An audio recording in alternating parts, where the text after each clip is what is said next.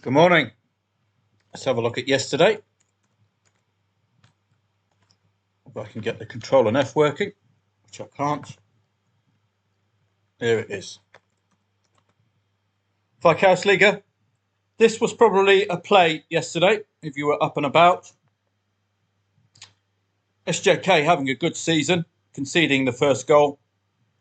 Arguable whether you'd have got involved in the first half because there was enough time left, 37 minutes left, pretty much a full half.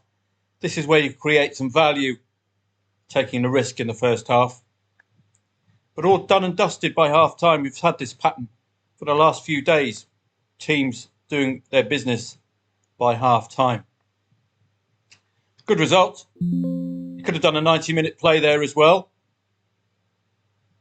Well, the half-time market was where the value was at. Into Turku and Lahti, no strong opinion there, but obviously the market getting this one spot on as well.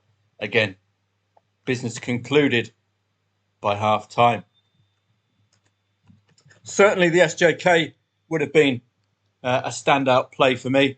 In the Allsvenskan, Djurgården and Häcken, no opinion there. I think we had Norway as well. Norwegian Eliteserien.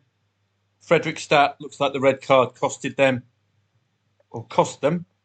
Biorio scored a penalty, getting a red card, penalty conversion. So the best time, I think, to take on a team is when they're red carded and they're leading, because their odds are going to be naturally short. If you can get, oh no, it was an equaliser there. So ignore that.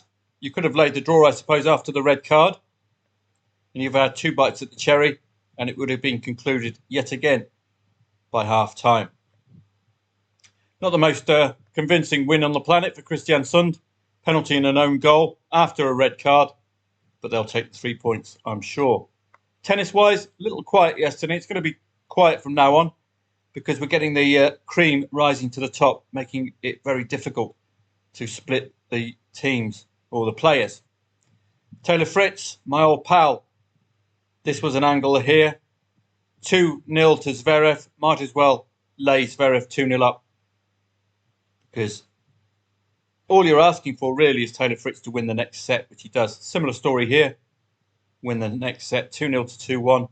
Happens all the time. And my old pal Musetti, the class came through in the end. I thought that was very generous indeed for Musetti. And look at that. Coming into the tournament, you just latch on to certain things. And his form coming into this was exemplary on grass.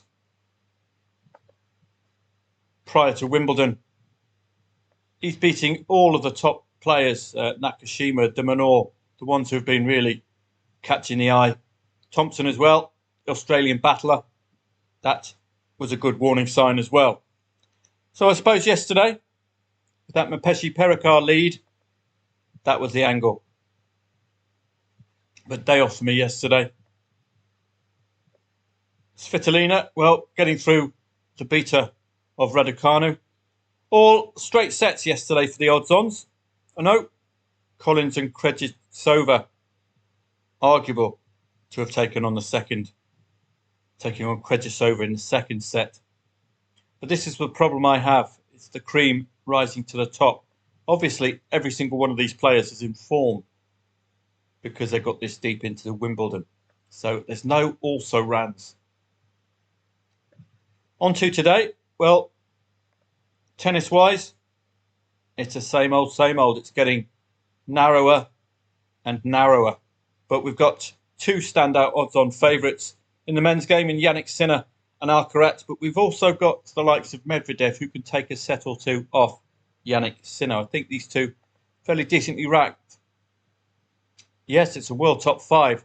So in that regard, you've got carte blanche to take on Jannik Sinner. That's far too short for a top 5 clash. Likely it could be a 5-setter this. Sun against Vekic. I don't know much about Sun, but she beat Raducanu, I think, didn't she? Yeah, she beat Emma Raducanu. So she might have something to her, but I expect Donna Vekic to remind her of the rankings difference here. Paolini continuing on a merry way, world top 7, playing 17th in the world, Navarro. So again, the rankings, they've rather underestimated Paolini in a number of her matches, and she's popped in. I think she's fairly badly treated, but she did have a walkover against Madison Keys. I think Keys had to visit the dentist or something.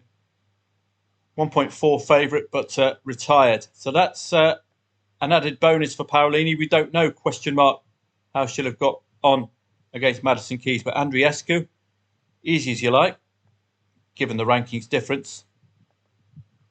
So I think she's caught the eye, but she's not really met, apart from Madison Keys, a real high class or high ranked player. Oh, who's she meeting today? Navarro, 17th. So Keys was about 13th and favourite. Navarro, 17th and favourite again. I think Paolini could give her a battle, particularly second set if she loses the first. Football today, Champions League returns. Spain and France are complete unknown, I'm afraid. 2.75 the favourite tells you everything you need to know about that. Research-wise, gone for a Spanish 1-0 win. That about sounds right. Likely to be under 2.5 goals, I would suspect. France have been very poor, but they are here. They have trouble scoring, but as the research says, might be the moment for Kylian Mbappe to shine.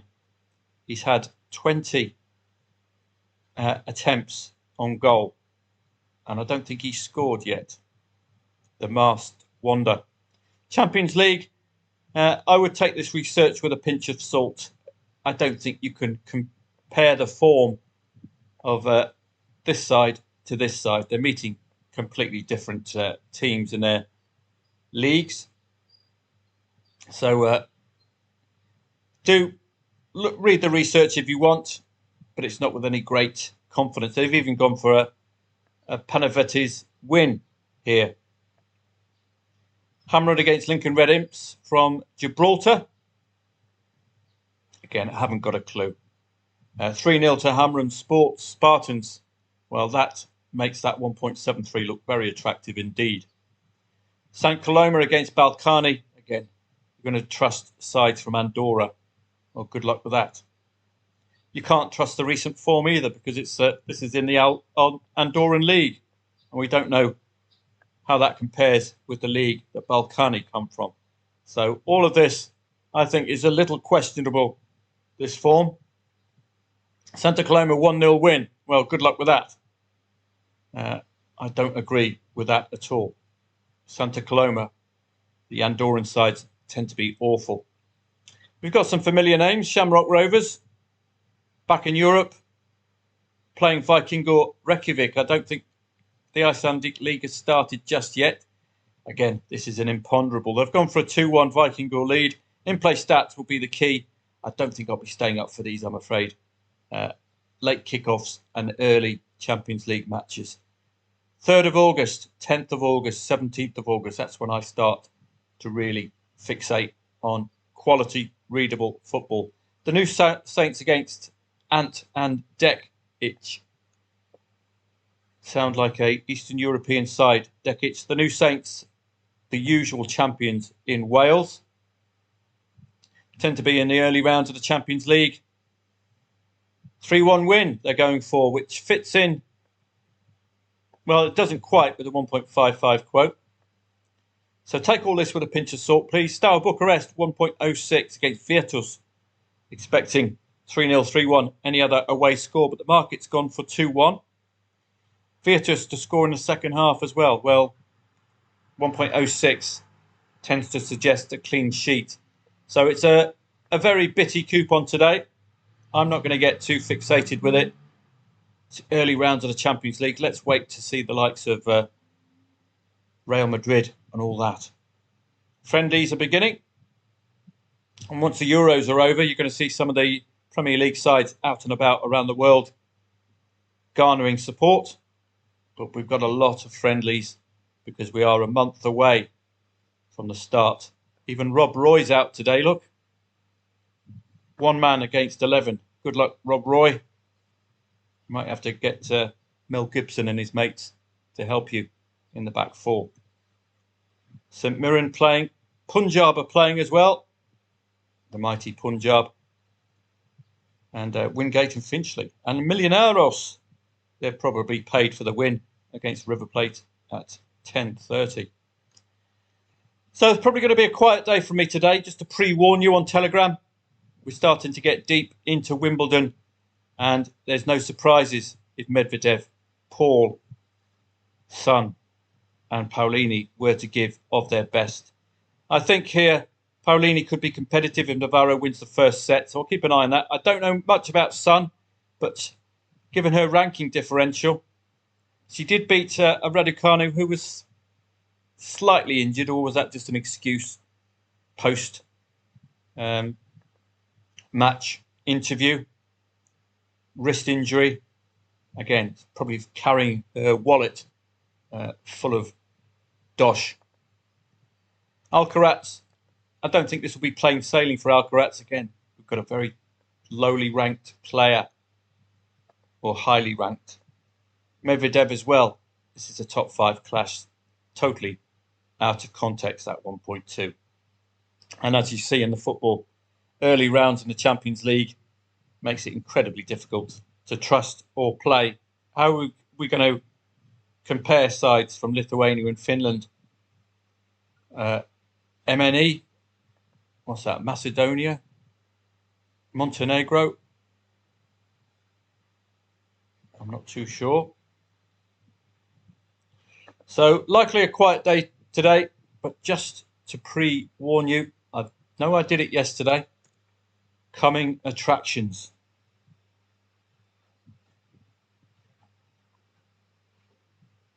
And I hope you've enjoyed the tennis. We've certainly produced a lot of green screens. We've learnt a lot. The key tool or the key decision we need to make is, if it's not going your way, do we get out? 3rd of August, showed you this the other day. Just to remind you, we're very near. We're only a month or so away. Scottish Premiership, FA Cup. Lots of lovely FA Cup football. Jupiler League, Coppa Italia. No famous names. Scottish Championship, but likely to be a liquid. Or will it be more liquid? Austrian Bundesliga, and great to see that back as well. Croatian HNL1 League, Czech League, all familiar leagues, Danish Super League, Finnish Veikkausliiga, Bundesliga 2. Always get an excellent season in the Bundesliga 2. Watch out for newly relegated sides as well. They might overperform in this lesser league. So it's all happening on the 3rd. Proper football. Norwegian Elite Serie, Polish Ekstraklasa, all readable leagues. Portugal Super Cup, Swedish Allsvenskan, Swiss Super League, all good stuff. 10th, we'll introduce English football. English Championship, English League 1, English League 2. A Charity Shield, Manchester Derby, Dutch Eredivisie. Coppa Italia continues with Napoli out and about.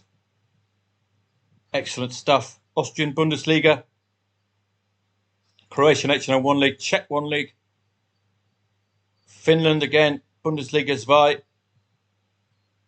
It's all very tasty indeed. Norway, Poland, Ireland. So we're getting some of our elite European leagues online, so to speak. And on the 17th, we've got the Premier League, where the champions are not playing. They must be playing on the Sunday, Super Sunday, on the 18th. Man City against Chelsea on the 18th. Brentford against Palace, London Derby. Have Palace kept the vast majority of the side that finished the season? Because if they have, coupled with that new manager, they are chock full of goals. So impressive, they've even got one of their players in the England squad. Ebereche Eze. And we've got Spain online as well. Spain and Italy. Belgium, Netherlands, nearly a full house. German DBF Pokal, German Bundesliga likely to be returning on the 24th, I would suggest. 2:30 kickoff on the 24th. Let's have a look. No, it's a 2300 kickoff, which is very weird. I don't think the timing's been sorted out yet. But great to see the Bundesliga back. Very readable league. Watch out for newly promoted, I think, Holstein Kiel. Oh, it could be on the end of an absolute battering against the Hoff. St. Pauli as well. They've got their emphatic support. That's going to be a fabulous match with Heidenheim. So watch out at the beginning of a new season. Get to know your newly promoted and newly relegated sides. Newly promoted, possibly targetable in a better league. Newly relegated could find the second tier much to their liking. So do have that in mind. So, for example, in the Premier League, Ipswich could be vulnerable this season. Championship, who was relegated? Norwich. No, I don't think they were relegated. Sheffield United. Are they going to perform in this lowly league?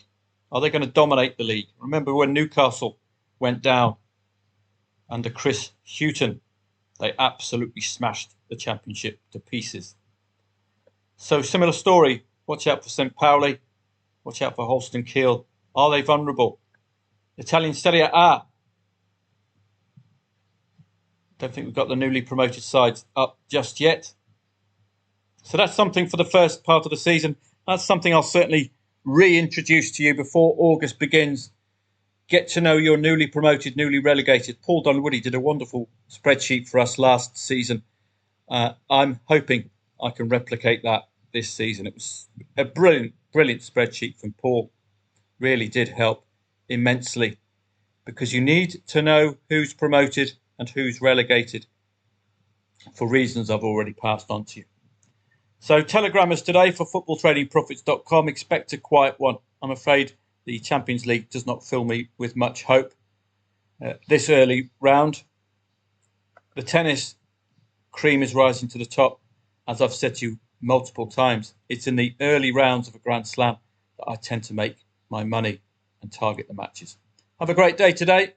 I hope to see you later on, but don't expect too much. Doesn't look like a tradable day on paper.